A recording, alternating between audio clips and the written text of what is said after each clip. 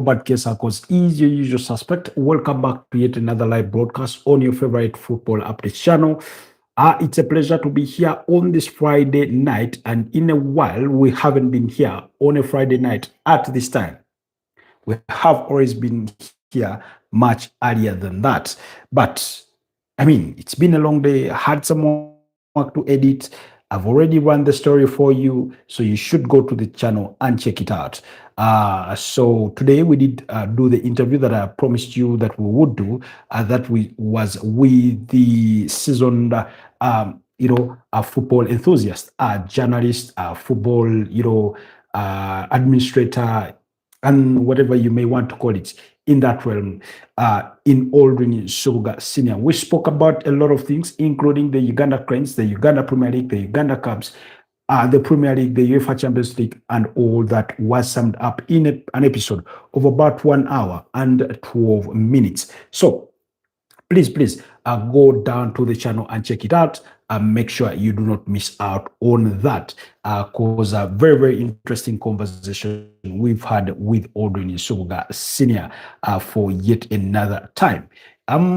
Uganda Cranes were in action today in a friendly over there in Morocco, and on Tuesday they will be in action again against Morocco, who will be hosting the Africa Cup of Nations at 2025, a tournament we got to speak about in the context of the Uganda Cranes and their participation. We know that they will be in Group C with the likes of Nigeria, the three-time champions of Africa. And then, of course, they will be also in the same group with Tunisia, the 2004 champions of Africa.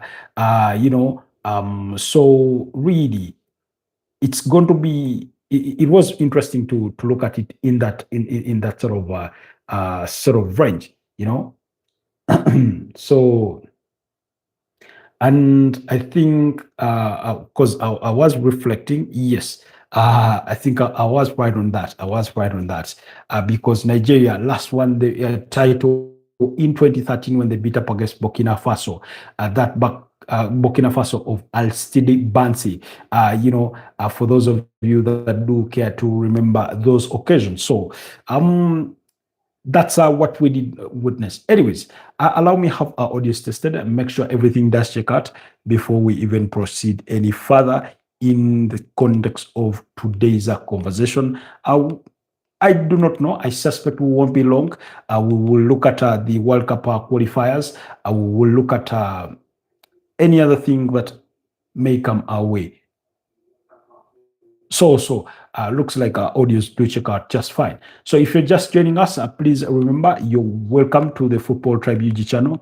Robert Kesakos is your usual suspect, and I'm streaming live from the streets of Kampala, Uganda, somewhere in my little cottage. LFC says, can't stay. I'm at the Christmas lights switch or on in my local town, so I shall say goodbye. What's a Christmas lights switch? What's that? Guys, please like the broadcast, but also consider subscribing to the channel if you're new here. I don't know. I'm struggling to, beat it's called the rule of thirds when it comes to the setup of my phone. But I think we'll be okay. I need to just adjust a little bit, just a little bit. Okay. Perhaps that one is a little better when I look at it that way. Anyways, so we'll be talking about that and plenty more.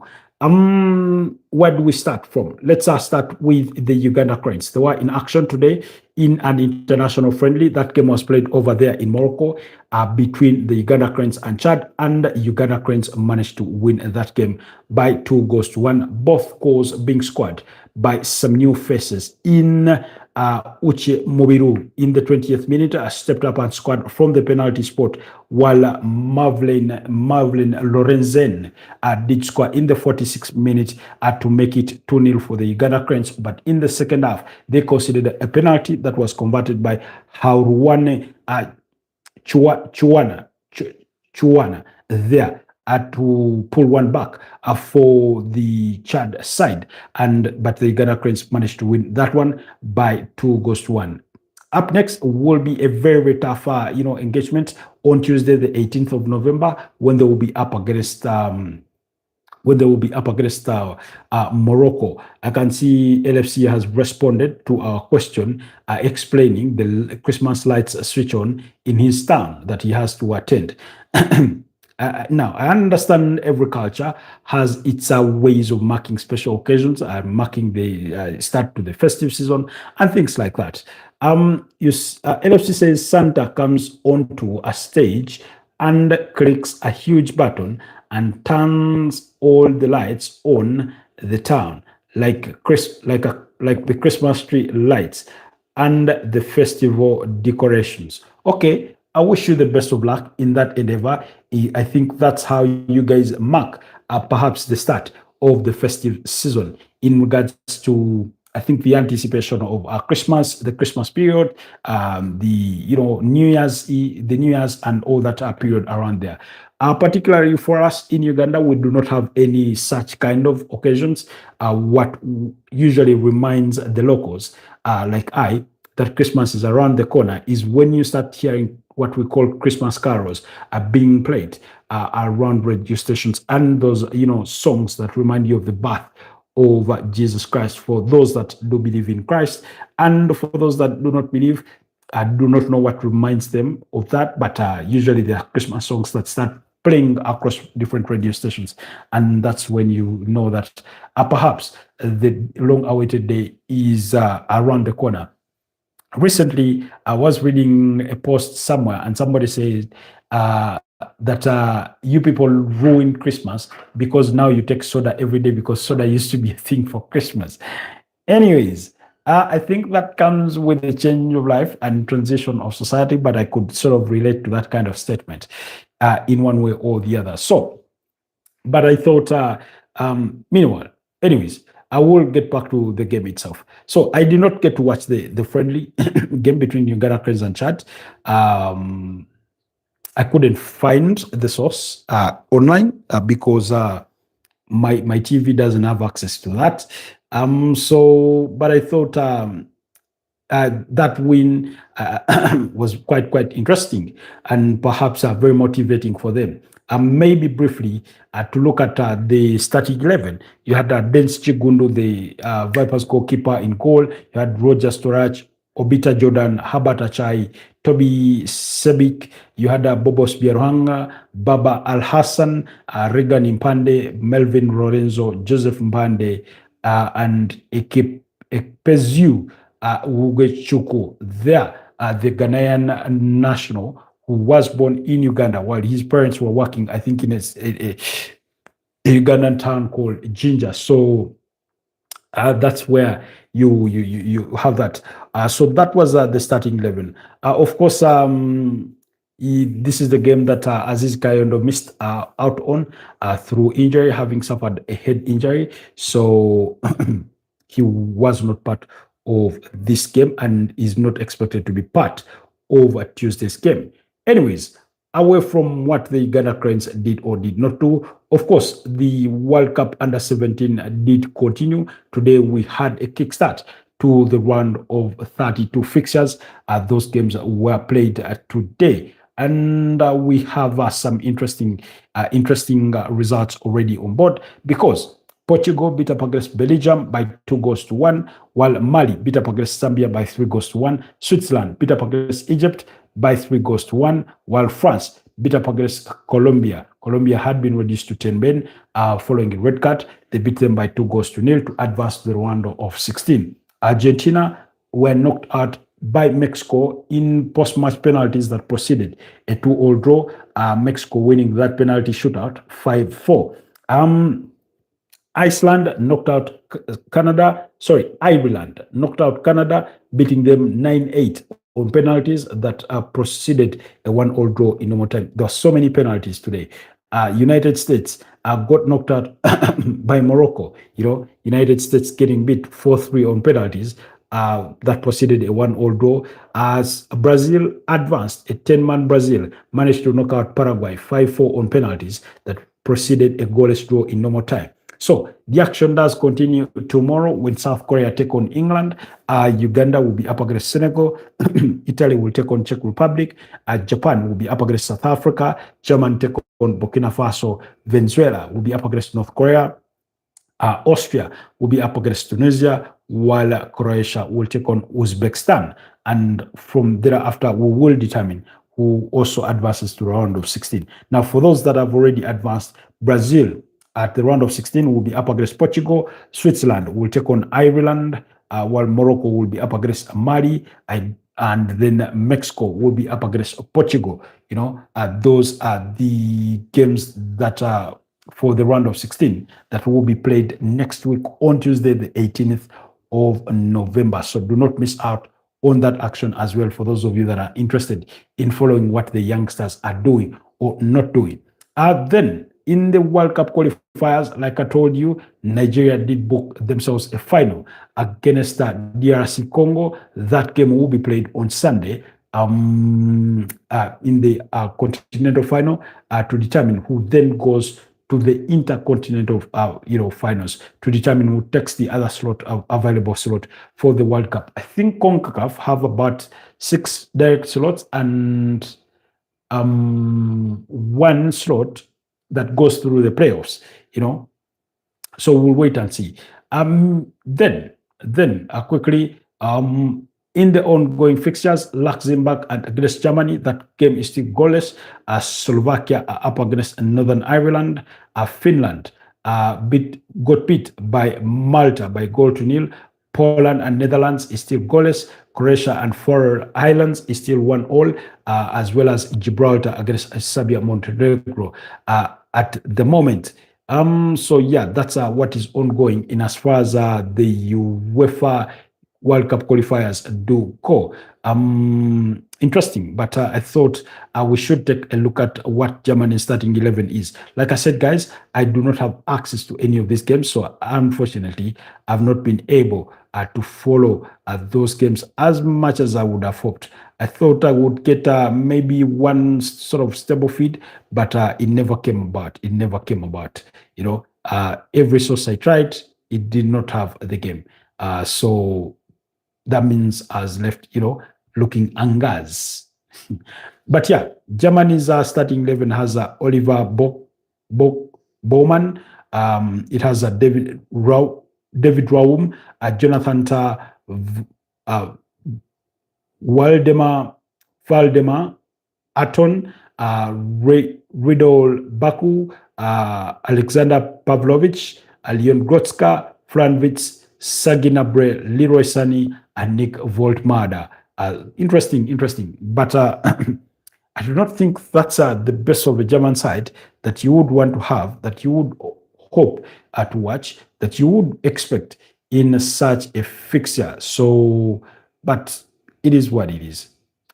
German is no longer the sort of European giant that they had been when you go back to the early 2000s and things like that, going on to until 2010, and then of course 2014 when they win the World Cup in Brazil, beating up against Argentina by 0-0 in the final. That goal scored by Mario Götze. So ever since then, they've been far from convincing, to say the least. They've been far from convincing.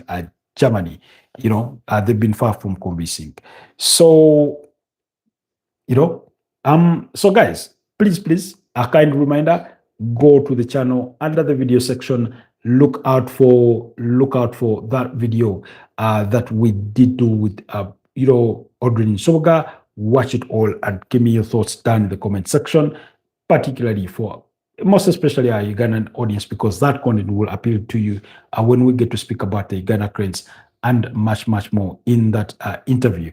So, but for all our new subscribers, we say welcome to the Football Tribe UG community. It's a pleasure to have you around. We hope you do enjoy your stay with us, that you get to enjoy our content and everything that we have to put to your table, So, yeah. That's about it on that front. So, meanwhile, let's once again talk about the England national team. You see, the English media has a knack for exaggerating things. And when they start picking on you, they'll even pick on how you hold a toothpick. They will pick on the slightest of things. That if you bend, they will wonder why does he bend like that? So particularly, there seems to be an increasing level of criticism that is being pelted in the direction of Thomas Tuchel. And guess what? In that spirit, Thomas Tuchel has not done, by any measure or account of everything, on results on the pitch, he's not done anything wrong. He's been perfect. He's been brilliant. Now, you see, if the criticism, the kind of criticism he was getting was at a period when they were not winning, I'd say, yeah, English media, you're too talkative, but it would be for valid reasons, for good reasons. Now, the reason as to why they're running down their mouths faster than running water is suddenly because they feel the things that the candidness with which he speaks to the media about some of their players is not their liking. And, being an England manager is one of those tough jobs. And what makes it tough is not the players you have to deal with, the lack of talent, or the abundance of talent. It's not that, it's not that makes the job hard. It's the media, actually. And for me, it's not even the fans, because whereas the fans sometimes may get out of their heads, they're always wound up by the media. They're gaslit by the media, So today I was I chanced myself into watching some Sky Sports, and somebody said if they go to the World Cup without Jude Bellingham in that team as a 10, then they have no chance. And I'm thinking to myself, what do you mean? First of all, Jude Bellingham is a very talented player. You do not get to play for Real Madrid week in, week out when you're not talented. So Jude Bellingham is arguably a very talented player. But I do not think he's the greatest talent that English football has ever produced.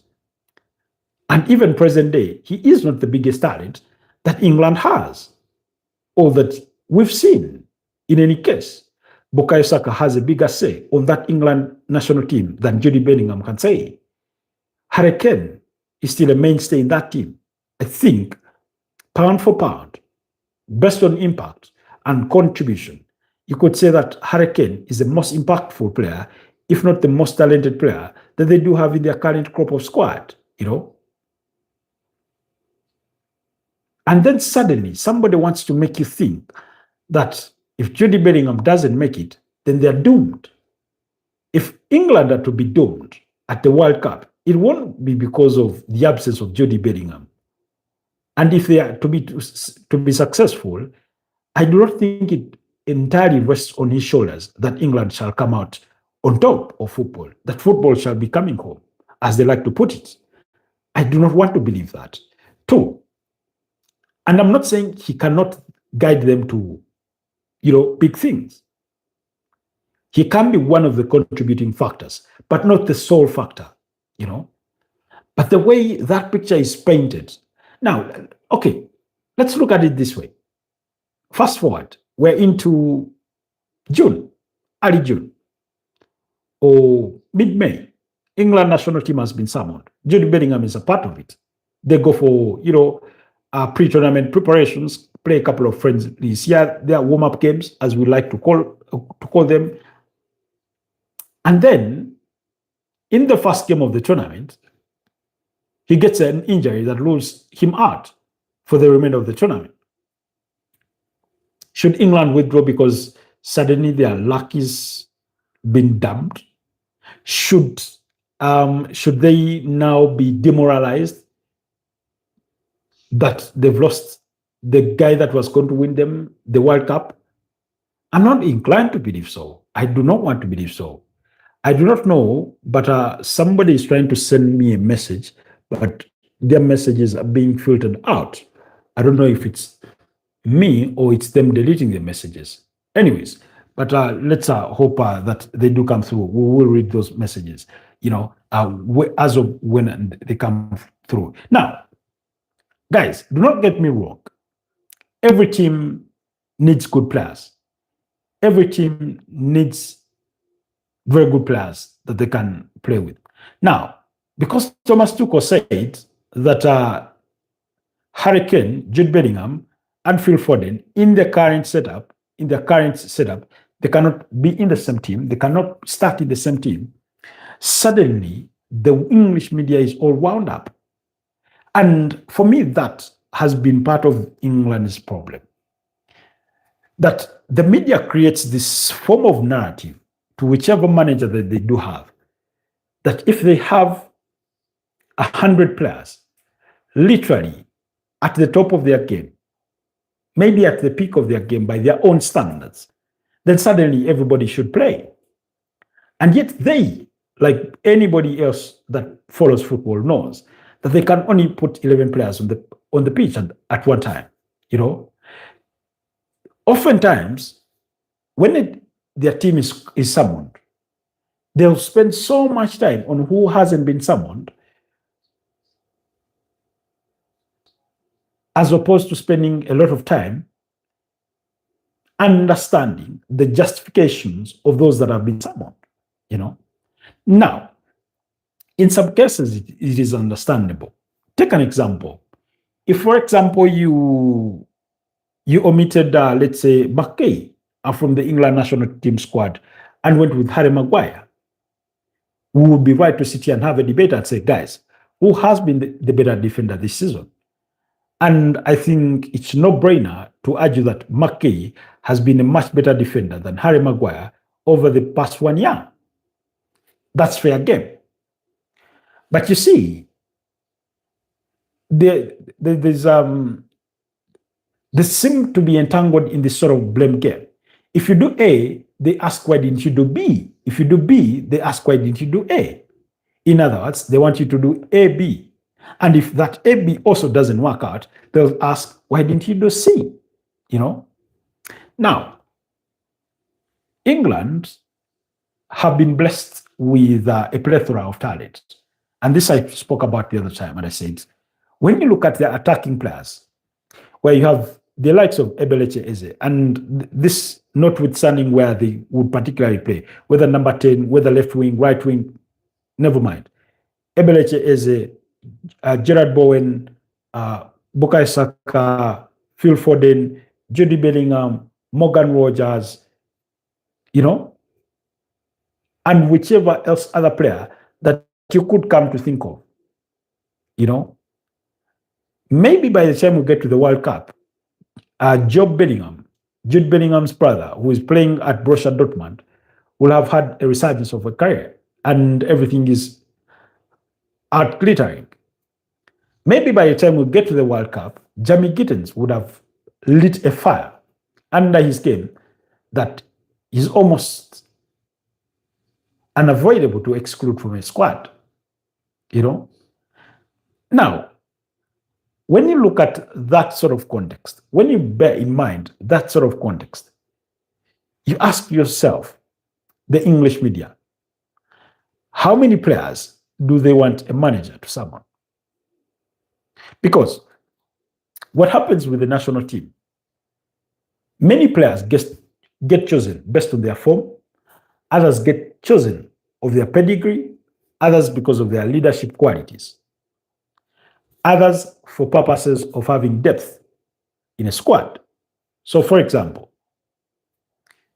in a facet of about 23, 25 players of a squad, you'd want at least 2 or 3 players in each role, depending on how you roll the dice. Some players are dynamic enough to be suitable for more than one position. So that way you do not end up with 33 players. You'll have 3 goalkeepers. You'll have your Dean Henderson, you'll have your Nick Pope, you'll have your Jordan Pickford. Now, let's say James Trafford had been playing for Manchester City week in, week out. I'm sure there would be a facet of English fans or English media that will be wondering, why are we not taking this young goalkeeper, to the World Cup? He's a good ball player, he's this and that, blah, blah, blah. He's very, very talented. etc, etc. No matter how many good goalkeepers England has had in the past 5 years, or perhaps even more, Jordan Pickford has been a mainstay in that number. Today, where you get to someone Richard James is a position that Alexander Trent-Arnold has played.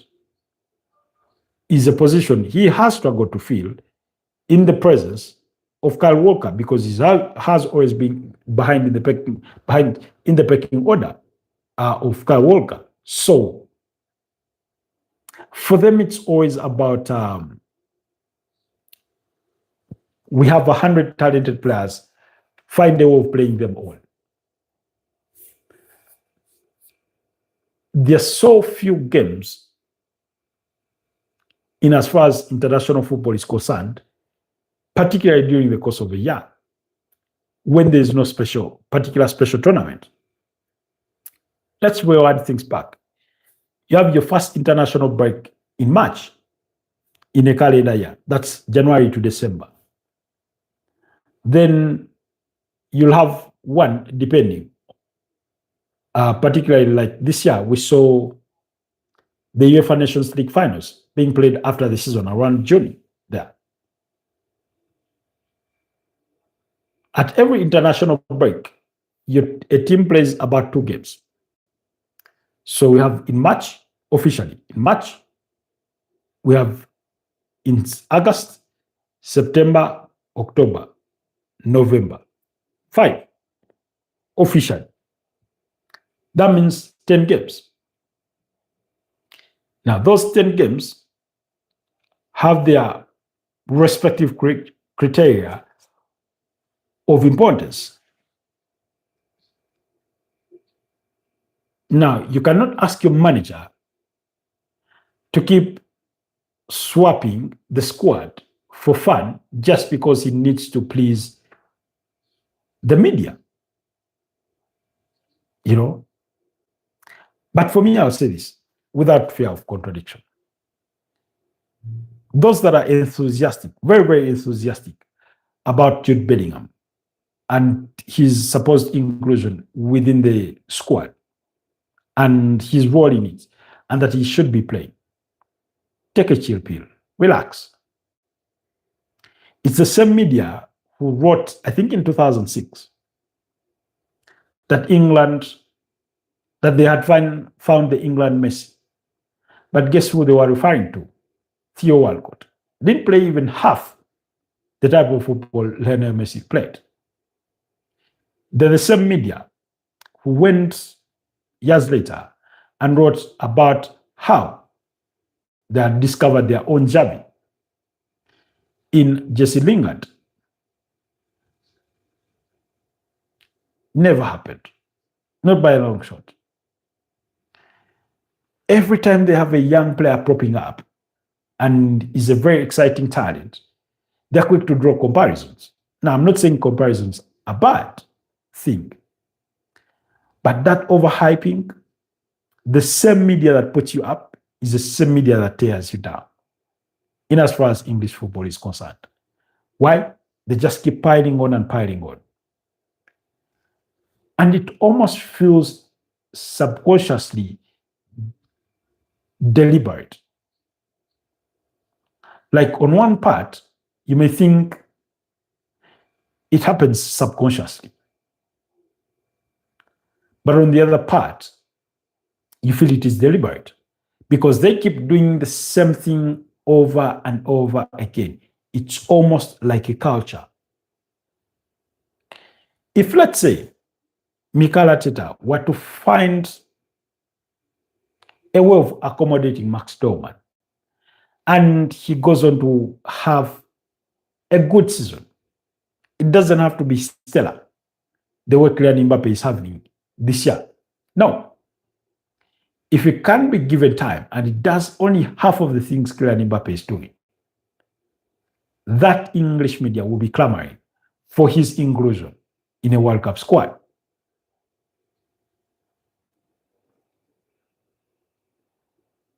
A year later, if he cannot replicate that same form, they'll be the ones to drag him down. It's typical of the English media.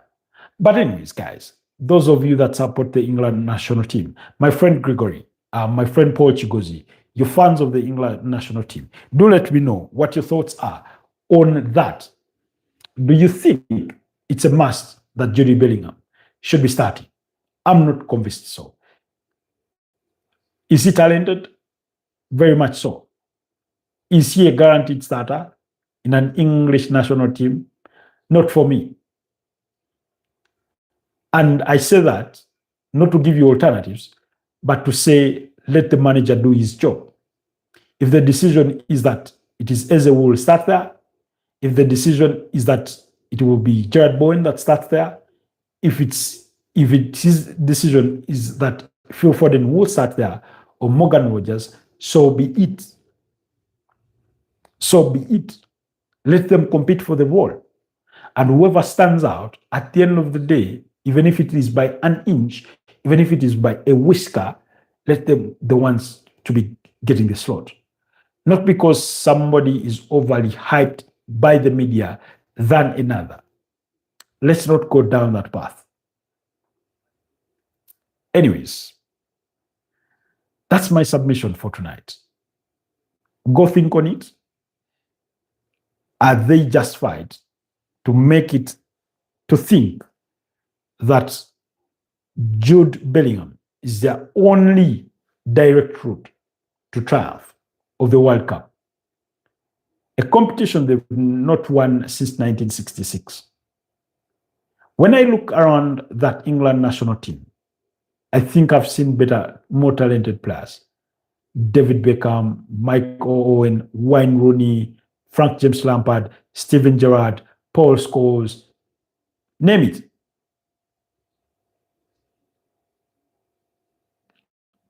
Where did they lead England to? When did they play a World Cup final that you know of?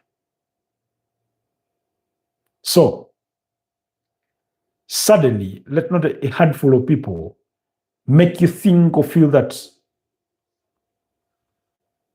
football in the UK started yesterday when they had this surge in numbers of quality players.